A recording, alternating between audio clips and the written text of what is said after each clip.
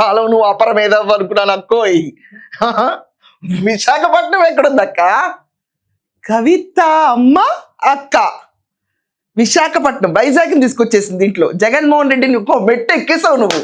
తగ్గేది లేదు. మీరు అందరా మొత్తం రాష్ట్రాన్ని పిండేద్దామని ఇక్కడి నుంచి కూడా కూర్చుని అమ్మ టీఆర్ఎస్ ఇలాగే పెట్టి అక్కడ గుంటూరులో కార్యాలయం పెడితే మాకు అనిపించుకున్నారు రా రా కేసీఆర్ రా రా అనుకున్నాం మేమందరం. మొత్తం కుప్పగోలు పక్కబడింది. నువ్వు చెప్పాలి ఇంకా పిండే రసం పిండినట్టు. ఈ రాష్ట్రం అయిపోయింది, ఇంకా పక్క రాష్ట్రం మీద పడ్డావు నువ్వు. ఎనీవేస్ నువ్వు కంటెస్ట్ చేయొచ్చు, నిన్ను ఆపడే దమ్ము ఎవరికి లేదు. నువ్వు వెళ్ళాలి, కంటెస్ట్ చేయాలి. ప్రజలు మెచ్చుకుంటే చేత్కారం వస్తే చేత్కారం రెండింటి తీసుకోవాలి.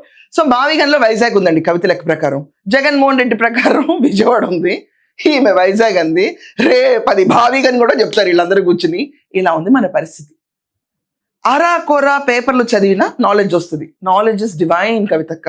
అబ్దుల్ కలాం గారు కళలు కనమన్నారు. మా కథలు మేము పడతాం నువ్వు అన్నావు, కథలు పడమని లేదు. Please grow.